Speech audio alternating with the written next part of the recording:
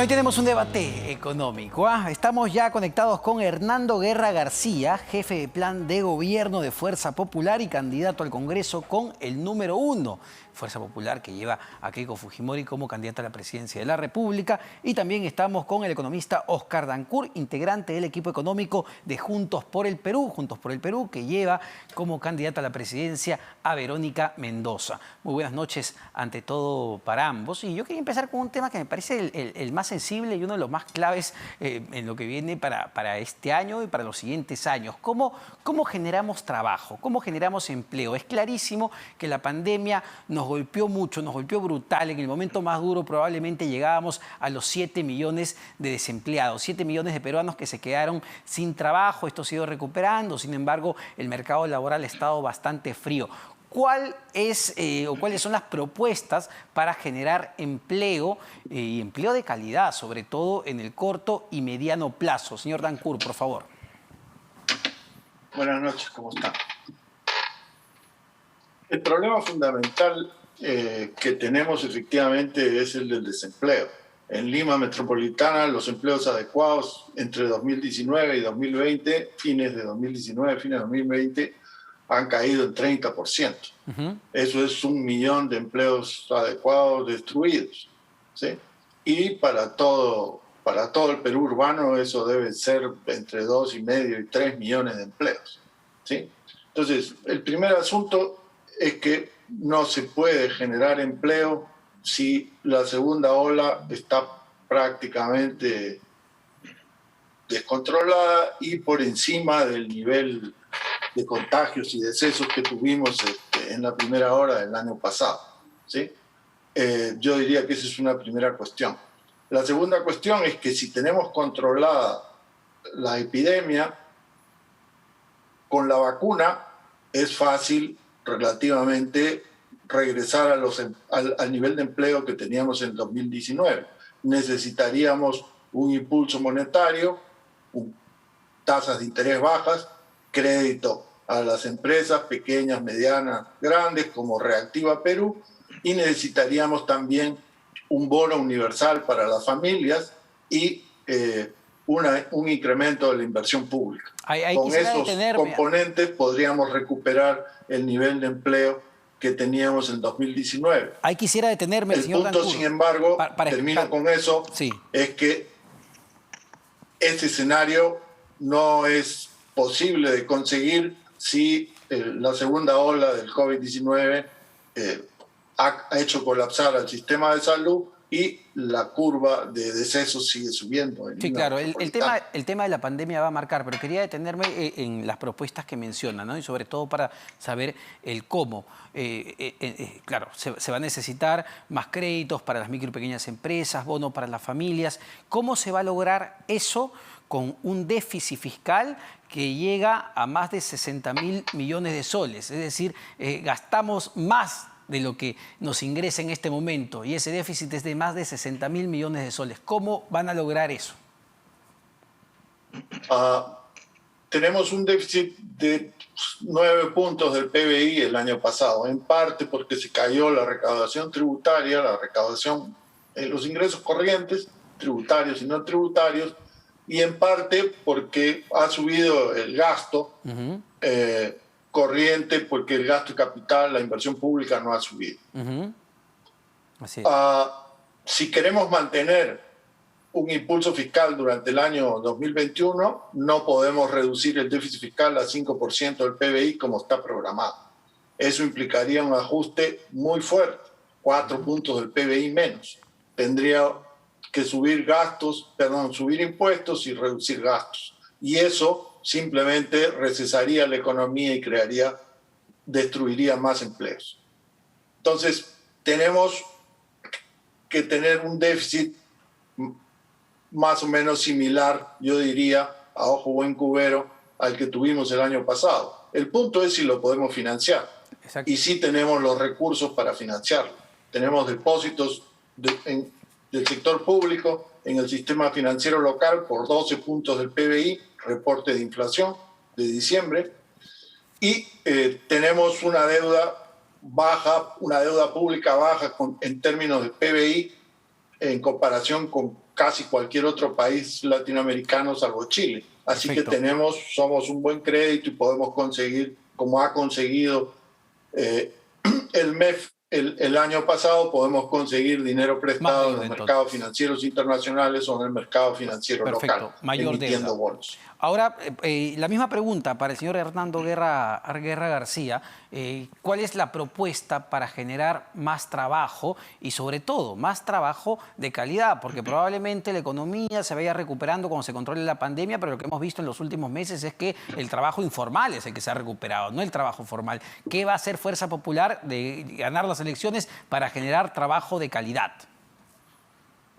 Así es, y agradezco la pregunta porque centrarse en decir cómo conseguir aumentar el empleo, cómo conseguir empleo, nos va a sacar de trampas como, por ejemplo, decir que le vamos a dar bonos a todos, ¿no es cierto? Porque el bono no es empleo, el bono no es productivo, el bono no reactiva la economía. Hay que darle a la gente, pero no puede ser ese el centro. Nosotros creemos que hay que generar empleo productivo y formal. Y ojo, el sector PYME ha pasado a ser un sector informal en muchos casos, y el sector informal también ha crecido, ¿no? Sí, claro. Hay un desempleo que ha crecido muchísimo y que antes era, de alguna manera, el colchón que soportaba cuando habían estos problemas económicos. La inversión pública va a demorar, ya sabemos qué lento e ineficiente es el Estado, y nosotros proponemos un mecanismo rápido de muchas obras pequeñas, sobre todo concentradas en el agro, también en las zonas urbano-marginales, que se ejecuten rápidamente. Creemos que estamos en capacidad de hacer obras pequeñas, repito, concentradas en el agro, también en zonas urbanos-marginales, que puedan dar en un plazo de un año 1 millón de empleos formales y productivos, porque se trata de ambas cosas. Logrando empleo formal, le daremos a la gente un sueldo que se merece, los registraremos además y los tendremos así registrados para cualquier otra eventualidad. Y productivo, porque no se trata de acostumbrar a la gente a decirle vamos a darte dinero que no hay. Es decir, no hay dinero. Cuando se dice que tenemos depósitos en el sector público, cuando ayer la candidata Mendoza ha señalado que hay 70.000 millones, no hay dinero, no hay dinero. Hay un déficit fiscal y el dinero del que se habla es el dinero que se utiliza es un dinero que ya está comprometido, es un dinero que se utiliza para pagar a las planillas. Esos dineros que están en el fondo del sector público no se van a poder utilizar. Ya, pero no me queda muy claro, señor Guerra García, ¿sí? ¿Cómo es que van a generar este empleo productivo? Es decir, ustedes van a, no sé, dar incentivos tributarios a las micro y pequeñas empresas para que se formalicen. ¿Qué van a hacer en concreto? Repito, obras de no gran envergadura a nivel nacional, sobre todo rural, y urbano-marginales, construcciones de mercados, reservorios, es decir, canales. El sector público va a ser, dinero, el sector público va a ser el gran contratista, no el sector privado. El gran contratista van a ser asociaciones, sector privado. El sector público va a poder generar esto como se hace con el Fondo de Mi Vivienda. El Fondo de Mi Vivienda no agarramos dinero presupuestal, lo que hacemos son obras que se pagarán. Por ejemplo, una obra de irrigación pequeña, un reservorio, se puede pagar perfectamente con las juntas de regantes. Decenas de miles de pequeñas obras rápidas. Ya lo hicimos antes, lo podemos hacer después. Ya. Justo le ha lanzado la pelota al señor Dancourt, ¿no? Hablando de esto que propuso ayer la candidata Verónica Mendoza en el debate de la CADE, de usar 70.000 millones en ahorros fiscales, dijo, para reactivar la economía y fortalecer el sistema de salud. Corríjame si me equivoco, señor Dancourt, entiendo que al 7 de febrero de este año el ahorro público en el Banco Central de Reserva suma 49.883 millones. No, tiene que ver el cuadro 8 de la nota semanal. Pero es más simple todavía. Tiene que consultar el último reporte de inflación en la página 30. Ahí hay un cuadro, perdón, en la página 94 hay un cuadro que es el 30, donde están los datos. Ahí se dice cuál es la deuda pública del sector. ¿Se puede usar toda esa plata? No financiero, y cuál es también los depósitos públicos. Por eso, ¿se puede usar toda esa plata? ¿Los 70.000 millones se puede usar? Se pueden usar. Por ejemplo, el gobierno se endeuda en dólares en el extranjero, trae los dólares al Perú, los vende al Banco Central y deposita los soles en esas cuentas y después los va gastando. Entonces, primer asunto, sí hay plata. Además, el programa de Keiko Fujimori asume que hay plata. En CADE dijo que se van a crear 2 millones de empleos públicos temporales con este esquema de pequeñas obras. 2 millones de empleos. A salario mínimo, 1.000 soles cada uno, son 2.000 millones de soles mensuales. Por 12 meses son 24.000 millones de soles. Eso es 3 puntos y pico del PBI. ¿Hay para financiar eso? Sí, ahí están los 12 puntos guardados en depósitos públicos. Pero obviamente que sí tienen que tener dinero, deben tener dinero para... ¿Cómo se financia el déficit? Usted gasta 150 y solo recauda 100. ¿De dónde salen los 50? En parte del uso de los ahorros anteriores y en parte prestándose dinero en los mercados locales o extranjeros. Así es como se ha financiado el déficit de 9 puntos del PBI el año pasado. Y así es como se puede financiar un déficit similar para este año. ¿Sí? ¿Y por qué nos prestan plata? Porque tenemos poca deuda en comparación con cualquier otro país de América Latina, en comparación con cualquier otro país de economía emergente, y somos unos buenos pagadores. Listo. ¿Cuánto costaría, y lo deben haber calculado, el programa de bonos que plantean implementar de llegar al gobierno? Ahí tengo que hacer una aclaración. Se ha dicho que el bono no reactiva, no crea empleo. Si damos un bono de 760 soles para 8.5 millones de hogares, como fue el último bono, el segundo bono del gobierno anterior, eso equivale, puntos más, puntos menos, a 6.000 y pico millones de soles, un punto del PBI. Sí. La gente que recibe ese bono, ¿qué va a hacer con él? ¿Lo va a guardar debajo del colchón? No, va a gastarlo. Y si lo gasta, compra bienes, compra servicios, crea ingresos para otras personas, para otros pequeños productores, para otros pequeños comerciantes, dinamiza la economía.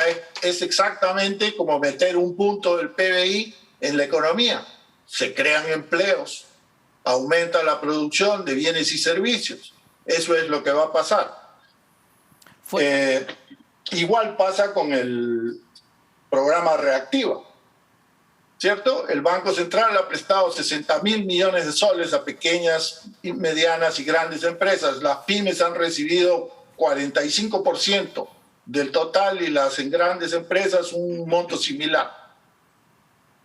De esos 60.000 millones de soles, ¿para qué sirven? En primer lugar, para que las empresas no quiebren. Ese es el punto básico. Sin ese programa habrá miles de quiebras de pequeñas y medianas empresas. Y en segundo lugar, una parte de esos 60.000 millones de soles se gasta. Las pequeñas empresas tienen un capital para durar hasta después de la cuarentena, para durar hasta que cuando llegue la vacuna, y gastan en mantenimiento de las construcciones, de los equipos de capital, etc. Ahora, entonces, eso también crea demanda para servicios, etcétera, y crea empleo, aumenta la producción. Perfecto. Pasándole la pelota. Último asunto. Deme un segundito para pasar al último asunto, señor Dancourt. Démosle la palabra al señor Hugo Guerra García, que también tiene que participar. Y contestando a lo que usted dijo, ¿no? ¿Cuánto va a terminar costando efectivamente el planteamiento de Fuerza Popular de la señora Fujimori de crear, 2 millones de empleos en el país? Sí, soy Nano Guerra García, no Hugo. Uy, perdóneme, Nano Guerra García, perdóneme. No hay problema, no hay problema. Soy Nano Hugo con el 1. A ver, La diferencia de enfoque es el siguiente. Número uno, si decimos que hay 70.000 millones, cuando no los hay que ponerse a pensar de dónde los obtenemos, ¿no es cierto? Es decir, vamos a seguir aumentando el déficit fiscal, que a algunos les gusta, o decir, vamos a obtener más préstamos. A ver, ya pedimos prestado. Lo que hay que decirle a la población son cosas ciertas. A ver, número uno, el Fondo de Estabilización Fiscal, del que se comentaba antes, que el señor dijo al comienzo de la cuarentena, tenemos un chanchito. Ese chanchito ya lo partimos, lo abrimos, lo usamos todo. No hay dinero ahí. Nos hemos endeudado ya. Nos hemos endeudado para varias cosas. Él propone endeudarse más, ¿ok?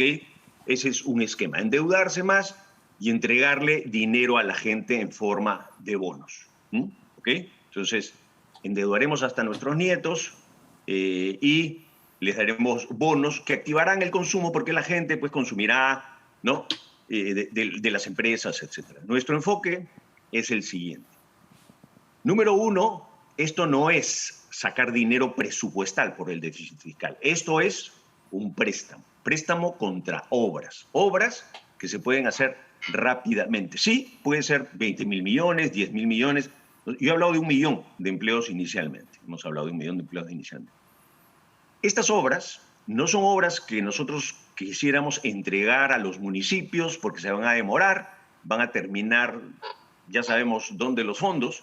Queremos que se ejecuten de manera rápida, como se ejecuta los fondos de vivienda. Sobre todo, hemos tomado como ejemplo el de techo propio, ¿no?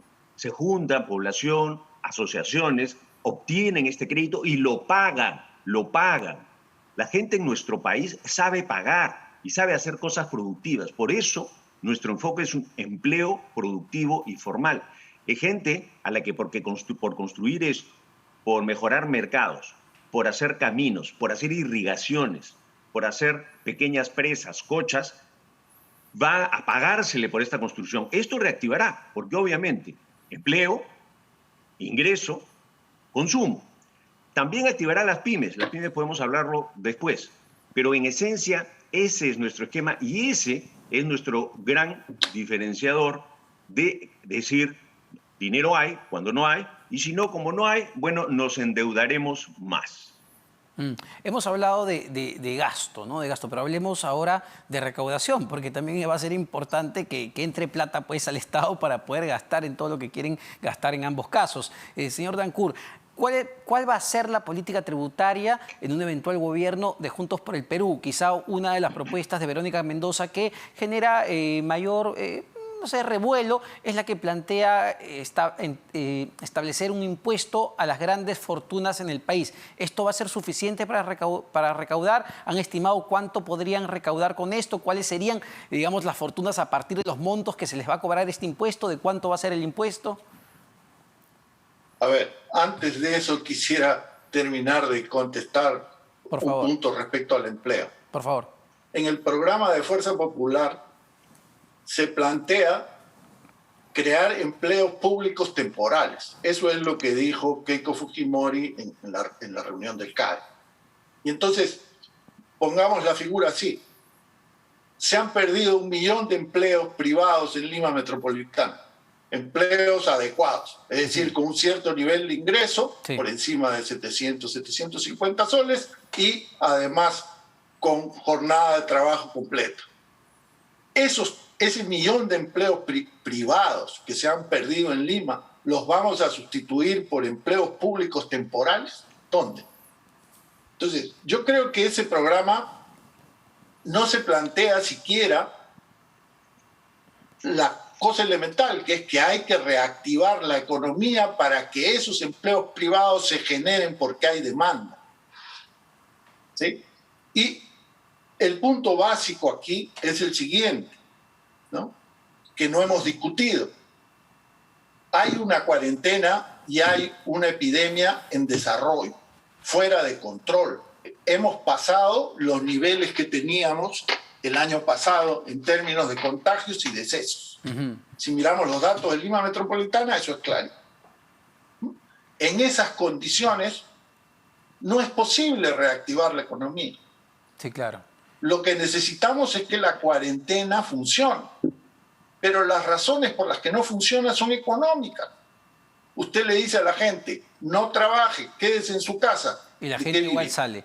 Pero ¿cómo comen? Entonces Tiene que darle un bono. Estamos... Ocurre en todas las economías del mundo. Miren lo que pasa en Estados Unidos, miren lo que pasa en Europa. No le llaman bonos universal, le llaman seguro de desempleo. Solo para Entonces, nos gana el punto simple es que no podemos asumir, termino con esto, no podemos asumir que la pandemia ya pasó, que controlamos la epidemia, que ya nadie se muere, que los hospitales ya no están colapsados. Perfecto. Y entonces nos ponemos a discutir cómo reactivamos la economía cuando llegue la vacuna. Lamentablemente no. Pero si miran, por ejemplo, la experiencia de Israel, Israel ha tenido que hacer una cuarentena mientras vacunaba. Ahora tienen vacunada casi a la mitad de la población. Sí, claro. Lamentablemente no somos, pero no han somos tenido ni lejos que usar Israel, una tercera cuarentena. ni tenemos su sistema sanitario. Estamos discutiendo... Yo le preguntaba, muy en específico, porque nos gana el tiempo, señor Dancourt, sobre el impuesto a la riqueza. ¿A qué nivel de riqueza se va a poner tributos y de cuánto van a ser los tributos? Muy concreto. A ver, lo primero que tenemos que hacer es recuperar el nivel de actividad y empleo que teníamos en el 2019. Ah, ya. No es de inmediato. No entonces tenemos que subir los impuestos porque cualquier texto de macroeconomía le dirá que si usted sube los impuestos en una plena recesión, Mendoza, lo que va a hacer es agravar la recesión y causar más desempleo. Claro, pero Verónica dice impuesto a la riqueza. Entonces, tiene que subir los impuestos, tiene que hacer una reforma tributaria para repartir más equitativamente la carga fiscal, pero eso es en el mediano plazo, una vez resueltos los problemas urgentes, que son dos. Perfecto. La pandemia y el desempleo masivo y la quiebra de miles de pequeñas rápidamente, empresas. Al señor Hernando Guerra García, ¿cuál va a ser la política tributaria? ¿Más o menos impuestos? Muy concreto porque estamos volando. Así es. Nuestro enfoque es un enfoque de oferta, ¿no? El señor Dancourt habla del enfoque de demanda. Lo habló desde la época de Alan García, ¿no? Cuando él sacó sus libros sobre la heterodoxia económica. Le encanta, ¿no? El tema de alterar la economía. La hiperinflación de Alan García fue causada por teóricos como el señor Dancourt, que publicó su gran libro sobre la heterodoxia económica. Eso hay que recordarlo para tener memoria. Dos, me queda claro que le están inventando la plana a Verónica, porque Verónica ayer dijo, vamos a poner el impuesto a la riqueza. Está diciendo, no, impuesto a la riqueza, por ahora no. Entonces no es tan necesario, ¿no es cierto? Porque si fuese necesario, eso es una cosa ideológica, pero la vamos a dejar ahí. A ver, tenemos que poner a la SUNAT a trabajar. SUNAT tiene que salir a ampliar la base tributaria. No lo hace, recauda sobre los mismos de siempre. Dos, tenemos que reformar nuestro sistema tributario, eliminar y tener un solo régimen. No podemos tener el régimen RUS, donde el chiquito se queda siempre chiquito, donde no hay crédito fiscal y donde no hay posibilidad de crecer. Tres, hay que cambiar el directorio de la SUNAT. La SUNAT tiene que ser dirigida con un directorio al estilo del Banco Central de Reserva, en el que el señor Dancourt ha estado, ¿no es cierto?, con el gobierno de Toledo. Porque siempre critican, dicen, los gobiernos anteriores, neoliberales, y han estado todos en los gobiernos, ¿no? Perfecto. También fue consejero presidencial económico de Ollanta Humala. Y por último, hay que revisar exoneraciones y hay que darles exoneraciones a sectores como el gastronómico. Perfecto, señores. Muchas gracias, en verdad, para ambos. Interesante esta discusión. Hernando Guerra García, jefe del Plan de Gobierno de Fuerza Popular y candidato al Congreso con el número 1, y Óscar Dancourt, integrante del equipo económico de Juntos por el Perú. Partidos que llevan a Keiko Fujimori por un lado y a Verónica Mendoza, según la última encuesta de Ipsos, ambas empatadas con 8%, detrás de George Forsyth y Johnny Lescano. Vamos a ver cuál es la foto en las siguientes semanas. Una pausa y venimos, ¿ah?